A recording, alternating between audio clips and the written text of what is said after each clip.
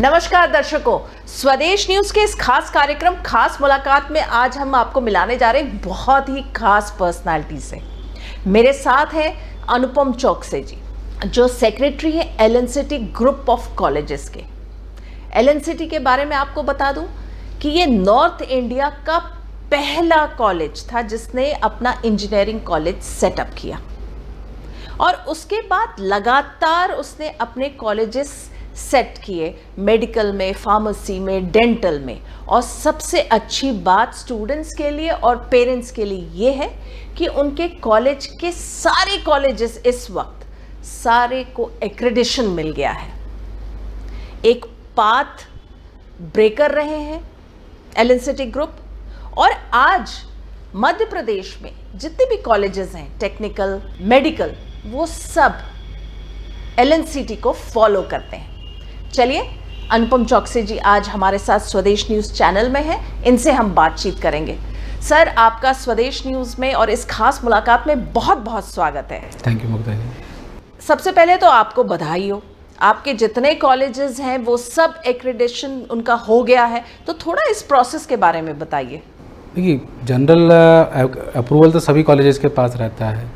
Accreditation मतलब ये रहता है कि भाई स्टैंडर्ड नॉर्म्स एंड स्टैंडर्ड से ऊपर उठ के आप कुछ कर रहे हैं कि नहीं कर रहे। तो एलएनसीटी तो 2001 से एक्रेडिटेड था, फिर लेकिन बाकी जो कॉलेजेस थे उनका एक्रेडिशन अभी तक नहीं करवाया था, या कह लें कि ठीक है ज़रूरत नहीं लगे।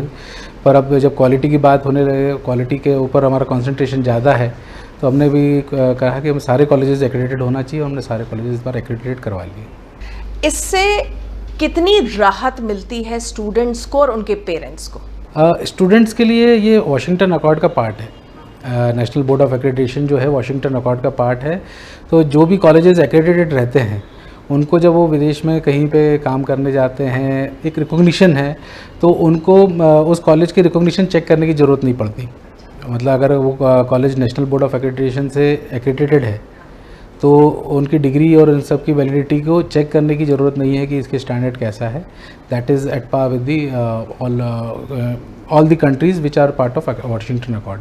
Very nice. ये बहुत अच्छी बात है कि जो स्टूडेंट्स बाहर जाएंगे हायर एजुकेशन के लिए, उनके अंदर में ये दुविधा नहीं रहेगी कि मेरी डिग्री को लेके कोई सवाल उठ रहे हैं कि नहीं। पिछले कुछ सालों से हम देख रहे हैं कि इंडिया के बहुत सारे इंस्टीट्यूट्स हैं, वो अपने आप को एक प्रीमियर इंस्टीट्यूट कहते हैं, कॉलेज कहते हैं, एजुकेशनल इंस्टीट्यूट कहते हैं, लेकिन जब उनकी डिग्री की बात आती है तो कई बार क्वेश्चन मार्क खड़े हो जाते हैं।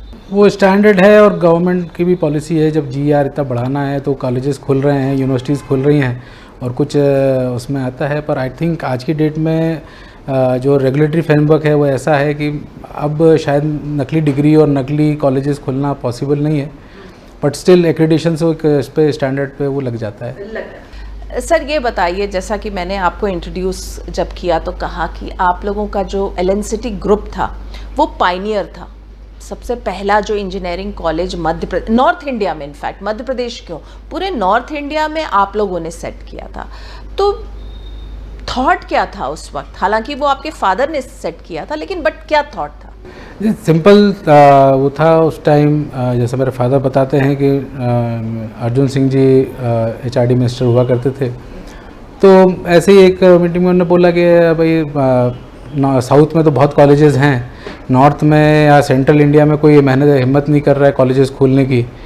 तो my father took it as a challenge कि हाँ, मध्य प्रदेश में भी एक कॉलेज प्राइवेट सेक्टर में विथ ओन रिसोर्सेज होना चाहिए।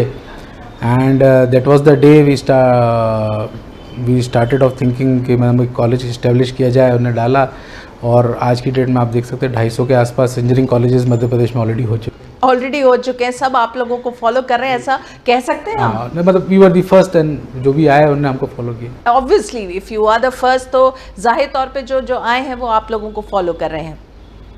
लगभग मेरे ख्याल से 3 दशक हो गए हैं। हाँ जी, 93 में हमारा फर्स्ट अप्रूवल आया था। We have already completed 31 years. 31 years and going very strong. जैसा कि हम लोग बात कर रहे थे कि सारे कॉलेजेस को एक्रेडिशन भी आ गया है। मैंने एक और पढ़ा था कि आप लोगों को ये अवार्ड भी मिला था क्योंकि आप लोग जिस हिसाब से प्लेसमेंट करते हैं अपने स्टूडेंट्स की, तो उस पर भी आप लोग कई बार अवार्ड ले चुके हैं। प्लेसमेंट्स देखिए, placement is the final outcome of our procedures. भाई अच्छे से अच्छा कॉलेज भी होगा, अगर बेसिक्स को फॉलो नहीं कर रहा होगा तो कितना भी, जब तक बच्चे तैयार नहीं होंगे प्लेसमेंट्स अच्छे कैसे होंगे। तो हम लोग बेसिक्स को फॉलो करते हैं, अच्छी पढ़ाई, attendance. One of the forte of LNCT group is, जो बच्चे अच्छा नहीं महसूस करते पर पेरेंट्स को बड़ा अच्छा लगता है कि हमारे अटेंडेंस कंपलसरी है। और पढ़ाई के मामले में मतलब वी ट्राई कि एक भी क्लास हमारी मिस ना हो, जो हम पढ़ा रहे हैं हैंड्स ऑन एक्सपीरियंस हम बच्चे को करवा रहे हैं उसको सब मिले। And end of the day जब प्लेसमेंट्स की बारी आती है तो उसको मैक्सिमम अपॉर्चुनिटीज़ मिले। कई कॉलेजेस का एक वो रहता है, जैसे बीच में एक पीरियड आया था जब प्लेसमेंट्स ठीक नहीं थे, तो उस टाइम हमारे यहाँ कुछ कंपनीज आई तो गवर्नमेंट कॉलेजेस के स्टूडेंट्स नहीं आए। गवर्नमेंट कॉलेज के फैकल्टी ने बोला नहीं हम प्राइवेट कॉलेज में नहीं जाएंगे। हमारे लिए हमने बोला कि नहीं भैया, कोई भी कॉलेज में हो अपॉर्चुनिटी अगर बच्चे को मिल रही है तो हमारा कोई ईगो नहीं है कि LNCT का बच्चा तो उधर नहीं जाएगा साहब, वो जाएगा, उसको अपॉर्चुनिटी मिलना चाहिए। So we try to give maximum opportunities to our students, और उसके बाद वो उसमें अच्छा कर पाएँ उसके लिए तैयारी फर्स्ट ईयर से शुरू कर देते हैं। जी, आपने एक बात अभी बताई कि आप लोग के कॉलेजेस में अटेंडेंस आप लोगों ने कंपलसरी रखा है, स्ट्रिक्ट है। तो क्या कॉलेजेस में रख पाते हैं? क्योंकि जनरली जो एक धारणा होती है मन में बच्चों के, स्कूल यानी आप एक स्ट्रिक्ट एनवायरनमेंट में हैं, बट जब आप कॉलेज जाते हैं तो कॉलेज को जनरली फन, मस्ती, पढ़ाई भी है लेकिन उसके साथ साथ इक्वल डोज ऑफ फन और मस्ती भी जोड़ा जाता है। तो जैसे आपने कहा कि आपके कॉलेजेस में अटेंडेंस स्ट्रिक्ट है, तो ये कैसे होता है फिर? बच्चे वो नहीं करते? बहुत विरोध रहता है। अच्छा रहता है। हाँ, बच्चों का कई सारे विरोध भी बहुत रहता है, और फिर जब हम उनको डिटेन करते हैं तो कई जगह से कंप्लेंट्स भी आती हैं, ये भी आता है। पर देखिए मैंने कहा ना वो बेसिक्स है। हमने बोला भाई बच्चे को पैसा मेरे को किस चीज़ का दे रहा है। आज की डेट में as a professional institute I am giving them a professional degree and they are giving me fees. तो फीस वो सिर्फ डिग्री के लिए तो नहीं दे रहे भाई, वो मुझसे कुछ एक्सपेक्ट कर रहे हैं। मैं हमारा जो Day 1 होता है हम उसमें ही बच्चों को बता देते हैं कि भाई आप कभी भी हमारे पास जो बच्चों का एक रहता है ना कि कभी हड़ताल कर रहे हैं, हड़ताल करते हुए इस चीज़ के लिए मत आइए कि साहब ये आप इस चीज़ के लिए आएंगे मेरे को बड़ी खुशी मिलेगी कि साहब हमारी फैकल्टी अच्छी नहीं है, या हमको पढ़ा नहीं रही है, या ये मेरी क्लास मिस हो रही है। वो उसके लिए आएंगे तो मेरे को बड़ी खुशी मिलेगी। सिर्फ इसके लिए आएंगे कि साहब होली दिवाली पे मेरे को 4 दिन एक्स्ट्रा छुट्टी चाहिए, वो यहाँ नहीं हो पाएगा। अरे वाह, हाँ, मतलब आप एनकरेज करते हैं अपने स्टूडेंट्स को कि वो आके अपने कमियां बताएं। हाँ। अपने इस कोर्स से रिलेटेड या फैकल्टी से रिलेटेड। देखिए क्योंकि आज के कॉम्पिटिटिव टाइम में, आज की डेट में अगर इवन मैं फैकल्टीज़ को भी यही बोलता हूँ कि भाई आप 25 साल पहले, मान लीजिए कहीं हमारे पास फैकल्टीज़ ऐसी भी हैं जो 25 साल से हमारे साथ जुड़ी हुई हैं, क्योंकि पुराना कॉलेज होने का ये फ़ायदा रहा कि बहुत सारी फैकल्टी हमारे साथ जुड़ी रही। अब वो 25 साल पुराने पैटर्न में ही पढ़ाएंगे तो आज की डेट में कैसे पॉसिबल है। आज की डेट में ट्रेंड चेंज हो गए, इवन अगर कोर्सेज चेंज हो गए, even the machineries have changed. आप लोगों ने भी देखा होगा कि आपके फील्ड में कितनी सारी चेंजेस आ रहे हैं, और मैं टेक्नोलॉजी के हिसाब से अपने आप को चेंज नहीं करूँगा तो फिर आने वाली पीढ़ी को मैं अगर वही चीज़ 50 साल पुरानी पढ़ाता रहूँगा तो कब तक, तो भी आपको चेंज करना है। और बच्चा इससे अच्छा बता नहीं सकता, क्योंकि बच्चा जब 6 घंटे क्लास में बैठता है तो वो सबसे पहले आके बोलता है कि साहब मेरे को क्वालिटी चाहिए, नहीं तो मैं नहीं बैठूँगा। तो हमारे लिए वो अच्छी बात है, and that improves our quality. तो ये अच्छी बात आपने बताई, ग्रोइंग विद टाइम्स, क्योंकि अब समय बहुत बदल रहा है, बहुत फास्ट पेस्ड है, तो आप लोग कैसे उससे कोप अप करते हैं? We try to include the industry in our changes, और साथ में फिर जैसे बच्चों से मैंने कहा कि बच्चों से फीडबैक लेते हैं कि हम कहाँ कमी कर रहे हैं। एक टाइम था जब मैं खुद LNCT से ही पढ़ा हूँ, हमारे टाइम पे प्लेसमेंट्स को कोई मायने नहीं था, है ना। उस टाइम कोई ये नहीं पूछता था कि आपके यहाँ कितना प्लेसमेंट हो रहा है। उस time degree was more important. फिर थोड़ा टाइम बाद हुआ तो लोग पूछने लगे आपकी फैकल्टी कैसी है। टाइम 5 साल 7 साल बाद जब बातचीत निकलना शुरू हुई तो वो आदमी पूछने लगा आपके यहाँ फैकल्टी कैसी है। फिर और 5 साल निकले तो उसके बाद अब प्लेसमेंट्स का टाइम आया, आदमी बोलने लगा कि सब प्लेसमेंट 100% है कि नहीं है। फिर अब जब प्लेसमेंट बहुत अच्छे होने लगे तो अब बच्चे पूछने लगे कि साहब क्वालिटी कैसी है प्लेसमेंट की। मतलब सबको 2.5 लाख रुपए का प्लेसमेंट तो नहीं मिल रहा, किसी को 8 लाख का मिलता है, किसी को 25 लाख का मिलता है। लास्ट ईयर हमारे यहाँ पे एक बच्चा था, उसको अमेज़न में 1.5 करोड़ का भी ऑफ़र मिला। तो टाइम के साथ वो चेंज हो रहा है। तो हमको भी साथ में हम चेंज करते रहे कि हाँ ठीक है, प्लेसमेंट्स अच्छे करना है तो फिर हमको स्किल उनकी डेवलप करनी पड़ेगी, सिर्फ पढ़ाई से काम नहीं चलेगा, तो उसको उस तरह से इम्प्रूव कर रहे हैं। फिर अब बच्चों का कहना है कि सब हैपनिंग कैंपस होना चाहिए, नया ट्रेंड आ गया कि आजकल कैंपस सब पुराना हैपनिंग कैंपस होना चाहिए। एक्टिविटीज़ बहुत होना चाहिए, मतलब अगर मैं घर से निकला हूँ तो मेरे को कॉलेज के अंदर ही डांस, ड्रामा या कोई एक्टिविटी या कुछ, तो हमने उस हिसाब से अपने आप को चेंज किया, कुछ एक्टिविटीज़ प्लान करी, मेडिटेशन की क्लासेस चालू करी, मतलब जो भी कर सकते हैं हमने अलग से।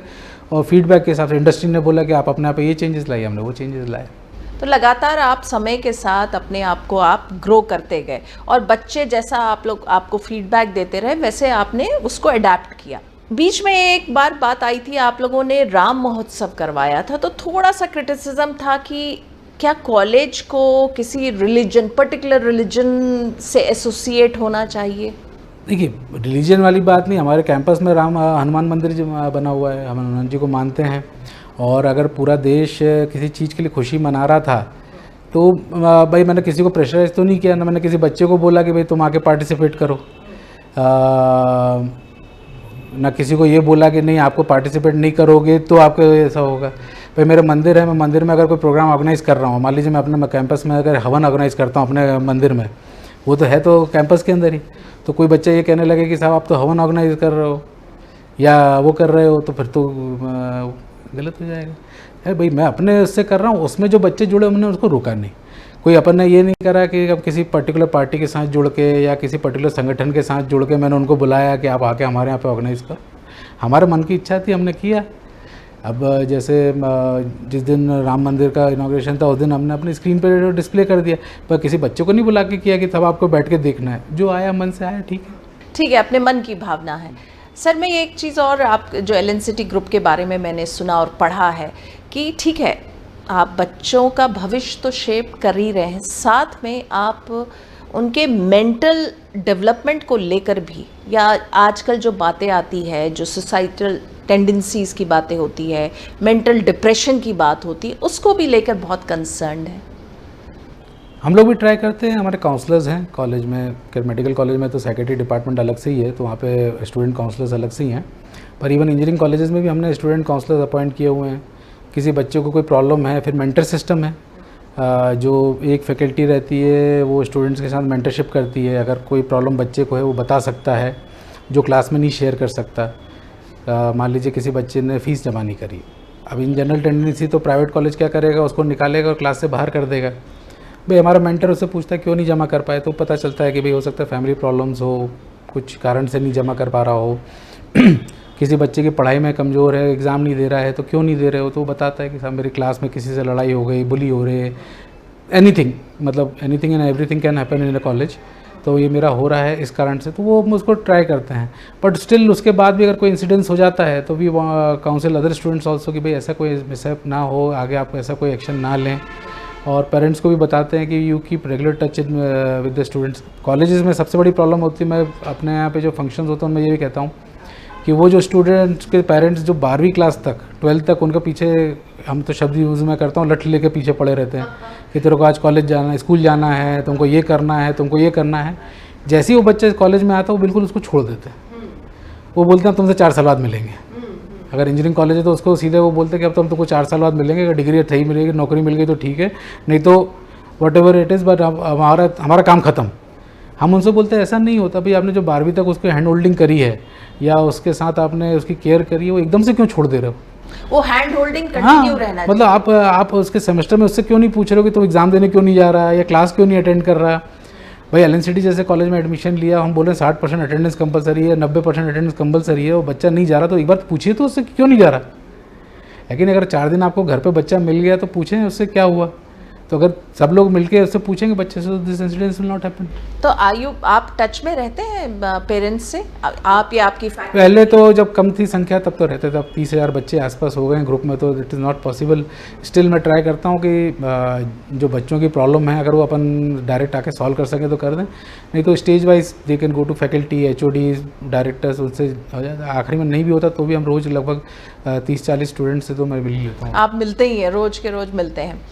एक चीज़ और जानना चाहूँगी सर कि जो एलएनसीटी के बारे में पढ़ा है कि ठीक है अभी एजुकेशन इंस्टीट्यूशन तो आप कर रहे हैं, पायनियर है, पाथ ब्रेकर रहे हैं आप लोग, बहुत सारी आप बिलीव करते हैं या आपका इंस्टीट्यूट बिलीव करता है in giving back to the society, जो सोसाइटी आपको इतना दे रही है, तो उसको लेकर कितना आप लोग करते हैं? देखिए वो तो जैसे कॉलेज में ऑटोमेटिकली हो ही जाता है, एनएसएस है, एनएसएस वो तो लग ही जाता है। उसके अलावा जो मेडिकल कॉलेज है तो हमने मेडिकल कॉलेज स्टार्ट किया, we started with camps and everything, तो वो एक जनरल होता ही है, that is part of the running the college also, right. But still उसके अलावा भी हम लोग कोई भी अपॉर्चुनिटी छोड़ते नहीं, जिसमें मतलब जैसे कोविड में हमको मौका मिला था तो हम लोग one of the largest dedicated covid centre of Madhya Pradesh थे। उस टाइम 1200 बेड का हमारा कोविड हॉस्पिटल जो था, मतलब as a covid hospital government of Madhya Pradesh ने उसको टेक ओवर किया, हमारे डॉक्टर्स ने साथ में, और डॉक्टर्स के साथ हमने भी साथ में लग के उनके काम किया। उसके अलावा फूड डिस्ट्रीब्यूशन, अब जो उस टाइम बच्चे तो आ नहीं रहे थे स्कूल में, तो फैकल्टी ने खुद अपनी तरफ से पार्टिसिपेट करके फूड डिस्ट्रीब्यूशन में हेल्प करी, ये करा, तो सब अपन ट्राई करते हैं कि सबके इन्वॉल्वमेंट के साथ ऐसी सोशल एक्टिविटीज़ में भी पार्टिसिपेट करते रहें। और उसके अलावा बाकी जनरल उसमें कोई ऐसा बोले कि नहीं आपने ये पर्टिकुलर सोशल सर्विस करी है कि नहीं करी, वो नहीं, ठीक है, हम सोसाइटी के लिए जो कर सकते हैं अपनी तरफ से करना, करते हैं अपनी तरफ से। बोल के करना, वो नहीं, बोल के नहीं करना चाहते हैं। आपने भी एलएनसीटी से पढ़ाई की है, आपके फादर ने ये आपने ही बताया कि लेट अर्जुन सिंह के चैलेंज को ही took it up as a challenge और फिर शुरू किया। आप एलएनसीटी में पढ़े, फिर आपने उसको एक तरह से हम कह सकते हैं you have taken over LNCT group of colleges. क्या आना ये करना चाहते थे या फादर को देख कर आए, या मन में क्या ख्याल था? नहीं, मेरे फादर हैं, वो कर रहे हैं सब, अभी वो आजकल he is fully involve in the college, मतलब ऐसा कोई नहीं कह सकता कि जब मैं हो गया, मतलब he is always there, and उनका ड्रीम था कि ऐसा कॉलेज बनाना है, तो अपन ने भी उसको ड्रीम को फॉलो किया, हमने भी उसको ये माना कि भाई उनका ड्रीम है अच्छा कॉलेज बनाना, और मैं खुद इस कॉलेज से पढ़ा हूँ, तो कल को कोई मुझसे पूछे कि कहाँ से पढ़े हो, तो मेरे को अपने कॉलेज का नाम बताने में ख़राब ना लगे। भाई आज कोई आईआईटी से पढ़ के आता है तो कितने शान से बताता है कि मैं आईआईटी से पढ़ा हूँ। दूसरा प्राइवेट कॉलेज वाला होता है, मैंने कई का रिज्यूम देखता हूँ तो वो लोग कॉलेज का नाम नहीं लिखते, वो लिखते आरजीपीवी से पढ़े हैं, है ना। तो मेरे को कम से कम मेरे कॉलेज को इस लेवल पे तो बना दो कि मेरे को जब कोई पूछेगा आपने कहाँ से पढ़े हैं तो मैं दाएँ बाएँ नहीं ढूंढूँ, मैं बोलूँ नहीं साहब मैं एलएनसीटी से पढ़ा हूँ। तो जब आप पढ़ते थे एलएनसीटी में तो वहाँ तो तब तो लोग जानते होंगे कि आप कौन है, परिचय तो आपका छिपा नहीं रहा होगा, तो क्या आपको स्पेशल ट्रीटमेंट मिलता था? हमारा बहुत छोटा बैच था मैडम, मैं थर्ड बैच का था एलएनसीटी का, तो उस टाइम तो खैर 100 बच्चे हुआ करते थे, and everybody was knowing everybody, मतलब अच्छा। आज की डेट में 1500 सीट्स के कॉलेजेस हो गए, उस टाइम तो कुल पूरे कॉलेज में 700-800 बच्चे रहते थे, तो हम अपने सीनियर से लेके जूनियर सब एक दूसरे को जानते भी थे, एंड जो कैमरेडरी थी, और खैर मतलब खुद का कॉलेज होने को कोई ऐसा बेनिफिट, एग्ज़ाम यूनिवर्सिटी दूसरी लेती, परीक्षा सब दूसरा ऑर्गेनाइज करवाता, हमारे मतलब कोई एक्स्ट्रा बेनिफिट कॉलेज में क्या मिलेगा? कुछ नहीं मिला आपको? हाँ, मतलब भाई एग्ज़ाम के अलावा और क्या बेनिफिट हो सकता था, तो वो कॉलेज वैसे ही दूसरा था। बट आपसे कोई कोशिश नहीं करता था कि आपके गुड बुक्स में आने के, आपके जो साथी वगैरह की आपके साथ अगर वो अच्छे रहेंगे तो उनको बेनिफिट मिल सकता है? ऐसा कोई दोस्त है? ऐसा नहीं था। सर हमने बहुत बात की एज आपके बारे में as a professional, personal level पे अनुपम चौकसी जी कैसे हैं? पर्सनल लेवल पे मतलब मैंने एक चीज़ तो नोटिस कर ली है कि बहुत कट टू कट बात करते हैं, कम बात करते हैं आप। मैंने जैसे आपको बताया ना कि काफ़ी सारे लोगों से पूरे दिन में बात करना पड़ता है, तो I want to keep it short ज़्यादा है वो। अच्छा। और फिर बाकी पूरी फैमिली जो है वो वैसे भी शुरू से मेरे father had a strong hold over the family, तो सभी लोगों को मतलब एक, और बिज़नेस में सभी लोग इन्वॉल्व रहे, और बिज़नेस हमारा सबसे बड़ी चीज़ है कि कोई दूसरा बिज़नेस था नहीं, मतलब एजुकेशन ही था, तो एजुकेशन मतलब एक छोटा सा वो है कि एजुकेशन में पैसा, कोई बोले तो पैसा नहीं होता, बट इज्जत बहुत रहती है।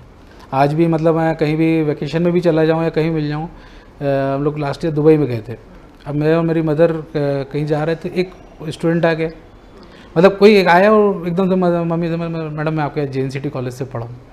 अब हु कैन एक्सपेक्ट कि भाई आज मैं अगर वहाँ पे जाके दुबई में ऐसे ही घूम रहा हूँ, मैं तो किसी का पर्पस से गया नहीं, और कोई आके बोले कि सर मैं आपके कॉलेज से पढ़ा हूँ, तो कुछ अच्छा किया होगा तभी वो रिमेंबर कर रहा है कि नहीं। तो उसके कारण से क्या है कि सभी लोग टोटली डेडिकेटेड रहे हैं घर के लोग, और पूरे टाइम वो जब इसी बिज़नेस में इन्वॉल्व रहते हैं 24 आवर्स साथ रहते हैं, तो इसलिए वो हो जाता है। और बाकी बच्चे जो हैं वो मेरे बाहर हैं, उनको भी इसलिए थोड़ा मेरे फादर कहते भाई एजुकेशन में ज़्यादा कंसंट्रेशन रखना चाहिए। तो यहाँ रहते, जैसे आपने मुझसे पूछा कि भाई अगर अपने स्कूल में पढ़ें, अपने कॉलेज, तो स्पेशल ट्रीटमेंट होता है। दूसरा, हम दूसरी जगह इसलिए नहीं पढ़ाना चाहते भाई, आज की डेट में अगर मैं भोपाल में रखूँ और उनको कहीं दूसरे स्कूल में पढ़ाऊँ, हमारे पास स्कूल भी है, तो आदमी बोलेगा आपका स्कूल उस लेवल का नहीं है, मतलब आप जिसमें नहीं पढ़ाना चाहते, है ना। मेरे फैमिली में मैं पढ़ा, मेरी सिस्टर पढ़ी, मेरे जो भी कजिन्स हैं वो सब हमारी कॉलेज से पढ़े, क्योंकि हमारा यही कहना था कि जब हम अपनी चीज़ पे विश्वास नहीं करेंगे, अगर मैं बोलूँगा नहीं साहब मेरे को तो बाहर पढ़ने जाना है, तो मैं बाहर पढ़ने जा रहा हूँ, मतलब आपका कॉलेज उस लेवल का नहीं है, वही सेम चीज़ स्कूल्स में है। तो फिर मेरे बच्चों को, जैसे हमने मेयो कॉलेज है अजमेर में, मैंने वहाँ डाला कि चलो आप कुछ सीख के आओ, कुछ अच्छा सीख के आओ, स्पेशल ट्रीटमेंट ना मिले। हाँ, नहीं स्पेशल के साथ अलावा वो कुछ इंडिपेंडेंट रहें।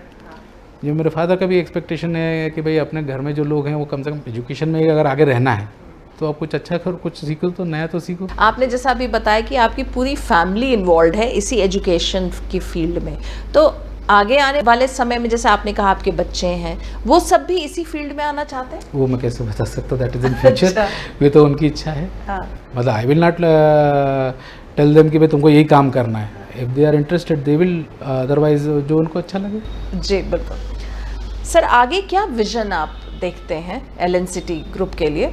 देखिए, अब एज ए ग्रुप हमने अब डाइवर्सिफाई करना शुरू किया, बाकी यूनिवर्सिटीज़ एंड कॉलेजेस तो हैं, और हम ट्राई तो कर रहे हैं कि हम हर कॉलेज और हर यूनिवर्सिटी को जो एलएनसीटी का लेवल हमने पहले डे 1 से बनाया था वैसे बना के रखें। पर अब थोड़ा सा डाइवर्सिफाई का टाइम भी है, तो हम दूसरे बिजनेसेस में भी जा रहे हैं, keeping the quality of LNCT group there also. उसके अलावा एजुकेशन के लिए तो हमारा एक ही विजन है कि जो क्वालिटी हम आज तक मेंटेन कर पाए हैं, we will try to maintain the same quality and to be recognised. मतलब आज की डेट में कोई हमसे कहता है कि साहब आप भोपाल में अच्छे हैं, मध्य प्रदेश में अच्छे हैं, तो वी हैव अ विजन कि हाँ आज से 10 साल बाद, 15 साल बाद कोई ये बोले कि आप इंडिया में अच्छे हैं। That is only vision we have. ये एक सवाल ज़रूर यहाँ पूछना चाहूँगी, जब आप क्वालिटी की बात कर रहे हैं तो ये क्वालिटी आपने ये पूरे 30 ईयर्स तक कैसे बना के रखा? और मैंने कहा ना, बेसिक्स हम चिपके रहे, बेसिक्स को पकड़ा और उसी को भाई, मैंने कहा ना जब एजुकेशन की बात थी हमने एजुकेशन पे कंसंट्रेट किया, जब उन्होंने बोला क्वालिटी, तो क्वालिटी इंप्रूवमेंट के लिए क्या करना है वो ओवरऑल सब पे करना है। नॉर्म्स सबके लिए सेम है। आज की डेट में AICTE हो गया, NMC हो गया, उन्होंने फिक्स करा है कि साहब इस कोर्स को चलाने के लिए आपको 50 कमरे लगेंगे, 50 ये लगेगा, 25 लैब लगेंगी, ये लगेगा। तो वो तो जो भी कॉलेज परमिशन लेगा उसके पास है, तो वो मेरे को अलग क्या बनाएगा। मतलब आज की डेट में 1000 कॉलेज खुलेंगे, 1000 के कॉलेज सब एक ही लेवल के होंगे। तो बेसिक्स, जैसे आपने बोला अटेंडेंस पे बच्चे परेशान करते हैं कई बार। रैगिंग होती है कि नहीं होती आपके कॉलेज? रैगिंग अब तो आज की डेट में वैसे भी मैडम, क्योंकि जब से रैगिंग के साथ ये जुड़ा है कि हमने रैगिंग हुई और आपके TC पे मार्क हो जाएगा कि आपने रैगिंग ली थी, और साथ में आप प्लेसमेंट सब एक्टिविटी से बाहर हो जाएंगे, तो बहुत कम हो गई। उसके बाद जब से ये हुआ कि आपको रेस्टिकेट कर दिया जाएगा और 3 साल तक आपको कहीं दूसरे कॉलेज में एडमिशन नहीं मिलेगा, तो बंदी हो गई है।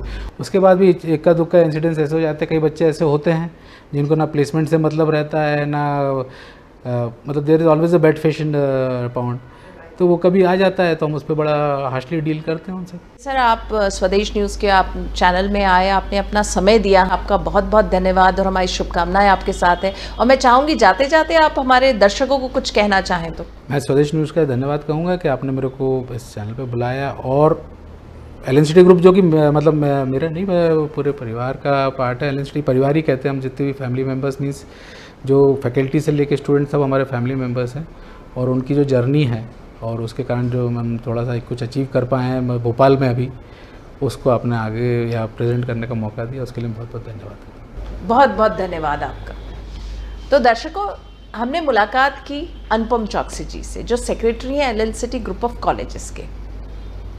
इस ग्रुप के साथ बहुत सारा फर्स्ट जुड़ा हुआ है। नॉर्थ इंडिया का सबसे पहला प्राइवेट इंजीनियरिंग कॉलेज सेटअप किया, उसके बाद लगातार कॉलेजेस सेटअप किया, एक क्वालिटी मेंटेन रखा है उन्होंने लगभग 30 साल से। अटेंडेंस पे जोर देते हैं, क्वालिटी पे स्ट्रेस है, प्लेसमेंट पे स्ट्रेस है, कोशिश करते हैं कि स्टूडेंट का ऑल राउंड डेवलपमेंट। तो इस बार बस इतना ही। आप देखते रहिए स्वदेश न्यूज़, सबसे पहले देश।